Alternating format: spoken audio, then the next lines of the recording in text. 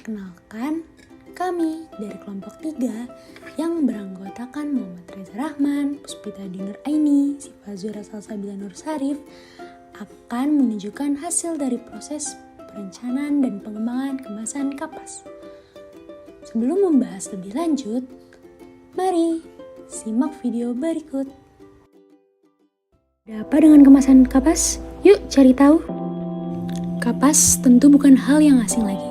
Kapas sering kita gunakan pada wajah, terutama untuk orang-orang yang terbiasa dengan rutinitas perawatan kulit. Kapas sekali pakai salah satu alat bantu yang umum digunakan dalam penggunaan produk cair seperti pembersih wajah dan toner. Namun, tahukah kamu bahwa ada beberapa masalah yang dialami konsumen? Terutama pada bentuk kemasan kapas yang sering kita jumpai saat ini.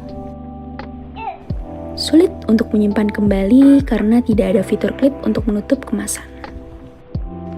Setelah kemasan dibuka, isi produk tidak higienis lagi karena akan terkontaminasi dengan debu. Maka dari itu, adanya inovasi pada kemasan kapas diharapkan mampu memudahkan konsumen dalam penggunaan. Nah, berdasarkan video tersebut, kami menjadikan produk kapas sebagai ide proyek perencanaan dan pengembangan kemasan. Tahap pengumpulan sampel. Kami mengumpulkan sampel-sampel kemasan kapas untuk dijadikan referensi konsumen seperti apa sih kemasan yang diinginkan. Setelah didapatkan 61 sampel kemasan, sampel dan video tersebut dijadikan penstimulus untuk menggali kata kanse yang akan disebutkan melalui kuesioner. Kuesioner disebarkan melalui G-form ke 30 responden dengan metode purposive sampling. Purposive sampling merupakan metode menentukan identitas responden yang sesuai dengan kriteria pengguna produk tersebut. Pengumpulan kata kanse. Kata kanse yang dikumpulkan bermacam variasi dari tanggapan 30 responden. Jumlah kata kanse biasanya bervariasi antara 50 sampai 600 kata-kata. Didapatkan 168 kata kanse yang belum diseleksi dan setelah diseleksi menjadi 43 kata kanse. Inilah hasil dari 43 kata kanse terpilih. Kuesioner semantik diferensial. Evaluasi kata kanse dilakukan dengan menyebarkan kuesioner semantik diferensial minimal ke 30 responden. Kuesioner semantik diferensial menggunakan Web Question Pro. Pada kuesioner ini terdiri dari 61 pertanyaan yang terdiri dari 61 sampel, 43 kata kanse, dan antonimnya.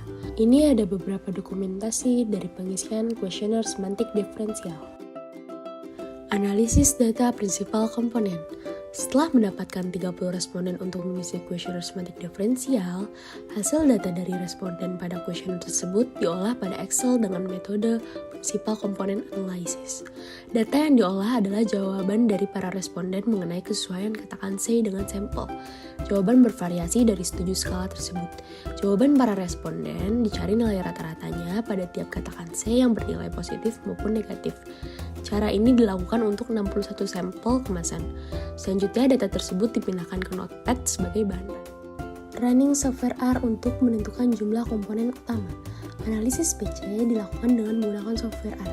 Data yang didapat dari hasil running software R menampilkan perhitungan angka dan grafik. Selanjutnya, data tersebut digunakan untuk menentukan hasil konsep desain berdasarkan PC. Ada beberapa metode untuk menentukan PC. Yang pertama, plot script. Pengambilan kesimpulan pada diagram plot script dilihat berdasarkan kemiringan titik komponen. Yang kedua, metode Kaiser. Penentuan komponen utama dilakukan dengan cara melihat nilai standar deviasi PC yang lebih dari 1. Yang terakhir ada standar deviasi dan cumulative proportion. Standar deviasi. Semakin besar standar deviasi artinya semakin bagus variabel tersebut. Cumulative proportion. Nilai di atas 80% merupakan komponen yang cukup baik menjelaskan informasi yang terkandung. Kesimpulannya adalah ada 4 PC yang terpilih sesuai dengan metode tersebut. Selain menampilkan angka-angka tersebut, software R juga menampilkan grafik persebaran kanse word. Kata kanse terluar dari titik tersebut merupakan kata kanse yang terpilih seperti yang ada pada gambar. Ini adalah tabel yang berisikan kata kanse terluar. Untuk PC 1 didapatkan konsep standar ergonomik. Untuk PC 2 didapatkan konsep fit to product atraktif. Untuk PC 3 didapatkan konsep basic eco-friendly, dan untuk PC 4 didapatkan konsep flexible functional. Identifikasi elemen kemasan. Identifikasi elemen kemasan dibantu oleh pakar di bidang desain grafis agar mendapatkan ketepatan dalam mengidentifikasi. Dari hasil diskusi dengan pakar ditetapkan 6 kategori elemen desain, yaitu material, bentuk, fitur, volume, label, dan gaya desain. Inilah hasil tabel morfologi elemen desain kemasan yang terdiri dari 12 tipe dan 6 elemen. Analisis konsep dan elemen desain. Keempat konsep yang telah didapatkan kemudian dievaluasi hubungannya dengan setiap sampel kemasan menggunakan kuesioner Likert untuk mengetahui hubungan antara konsep dan 61 sampel kemasan dengan metode purposive sampling kepada 30 responden. Lalu data tersebut diolah dengan mencari nilai mean, max, min, dan standar deviasi sebagai bahan untuk running software R. Running software R. Hasil dari kuesioner Likert tersebut diolah dengan metode KTT1 dengan dibantu software R. Proses pengolahan data dengan KTT1 ini menghasilkan elemen yang ada pada kemasan untuk masing-masing konsep. Proses running dibagi menjadi 2 tahap untuk setiap konsep desain. Tahap pertama yaitu merunning komponen X1 dan X2. Selanjutnya tahap kedua yaitu merunning komponen X3 sampai X6. Pembagian tersebut dilakukan dengan pertimbangan adanya permasalahan pada hasil running KTT1 saat komponen elemen X1 sampai X6 dirunning secara bersamaan. Cara menentukan elemen desain terpilih. Data hasil running KTT1 yang perlu diperhatikan untuk dianalisis selanjutnya diantaranya yaitu konstanta, kategori skor dan koefisien korelasi parsial setiap kategori, multiple R-square, serta adjusted R-square. Ini adalah tabel PCC untuk X1 dan X2. Dilihat nilai R-square yang paling besar ada pada PCC konsep 4 sebesar 0,8276. Dan ini hasil tabel PCC untuk X2 sampai X6 didapatkan nilai multiple R-square sebesar 0,8221. Software R akan menghasilkan hasil kuantifikasi dalam bentuk grafik histogram. Tipe dengan skor tertinggi akan menghasilkan batang yang panjang pada kategorinya merupakan tipe yang sangat berpengaruh terhadap preferensi keinginan konsumen.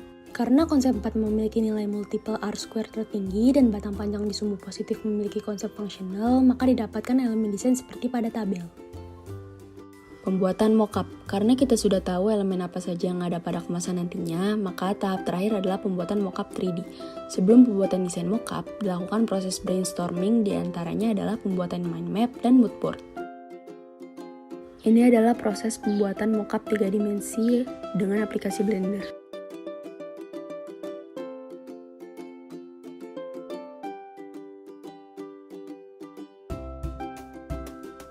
Dan didapatkan hasil seperti ini.